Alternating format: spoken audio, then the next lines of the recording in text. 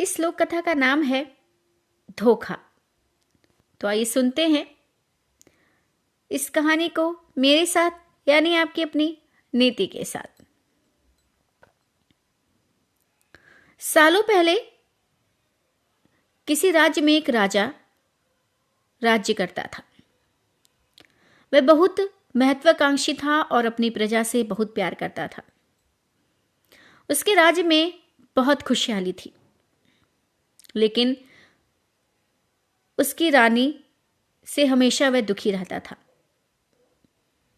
उसके पास धन, दौलत, शोहरत सब कुछ था, लेकिन उन दोनों की कोई संतान नहीं थी। और इसके लिए राजा रानी हमेशा पूजा पाठ, जप तप सब करते रहते थे, लेकिन उन्हें कोई फायदा नहीं हुआ था। एक दिन उन्होंने महर्षि के कहने पर महायज्ञ कराने का फैसला किया। यज्ञ और भगवान के प्रताप से राजा को एक बहुत सुंदर कन्या की प्राप्ति हुई।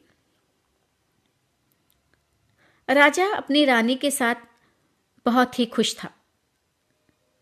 उसे आज पूरी दुनिया की खुशी मिल गई थी और उनकी खुशी में उनकी प्रजा भी खुशी से झूमने लगी थी। राज्य में चारों तरफ खुशी का माहौल छा गया। राजा ने सारे नगरवासियों को पिता बनने की खुशी में भोज पर आमंत्रित किया। धीरे धीरे समय बीतने लगा। राजकुमारी बड़ी होने लगी। राजकुमारी बहुत सुंदर और गुणवान थी। राजा रानी उसे देखकर ही खुश रहने लगी। अचानक एक दिन उनकी खुशी को मानो जैसे नजर लग गई। राजकुमारी बीमार पड़ गई। बड़े बड़े वैद्य, नीम हकीम सब इलाज में जुटे, लेकिन कोई फायदा नहीं हुआ। दिन प्रतिदिन राजकुमारी की हालत बिगड़ती जा रही थी। राजकुमारी के ऊपर कोई दवा असर ही नहीं कर रही थी। राजा को लगने लगा कि एक बार वे फिर निसंतान हो जाएंगे। एक दिन दूर देश से एक वैद्य राजा के महल पहुंचा। देखने में वह अजीब सा था और उसने ठीक तरह से कपड़े भी नहीं पहने हुए थे, जिस वजह से सैनिकों ने उसे राजमहल में प्रवेश करने से रोक दिया। वैद्य ने राजा से एक बार मिलने की बहुत गुजारिश करते हुए कहा कि मैं राजकुमारी को ठीक कर सकता हूं, लेकिन किसी ने उसकी बात पर यकीन नहीं किया। लेकिन उस वैद्य को राजा के पास लेकर गए। वैद्य ने सबसे पहले राजा को अपने परिचय दिया और कहा कि मैं आपकी बेटी को ठीक कर सकता हूं। राजा उसकी बात सुनकर प्रसन्न हुआ, लेकिन उसका रहन सहन देखकर राजा ने भी उस पर यकीन नहीं किया। उधर राजकुमारी की तबीयत दिन प्रतिदिन खराब होती जा रही थी, इसलिए राजा किसी वैद्य पर यकीन नहीं कर पा रहे थे। लेकिन उस वैद्य का आत्मविश्वास देखकर राजा ने उसे एक मौका देने का फैसला किया। राजा ने वैद्य को बोला कि अगर राजकुमारी ठीक नहीं हुई तो अंजाम भुगतने के लिए तैयार रहना। इस पर वैद्य ने बोला, ठीक है, लेकिन अगर राजकुमारी ठीक हो गई तो मुझे क्या मिलेगा? तो राजा ने कहा कि जो मांगोगे मिलेगा। वैद्य राजी हो गया। राजा खुद उस वैद्य को लेकर राजकुमारी के पास गया।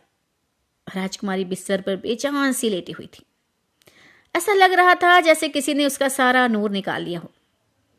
चेहरा दर्द में डूबा पीला पड़ गया था। वैद्य राजकुमारी के करीब पहुंचा और नब्ज टटोलने लगा।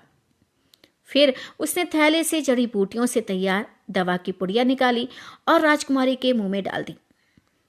वैद्य ने राजा और रानी से बोला कि आपकी बेटी जल्दी ठीक हो जाएगी।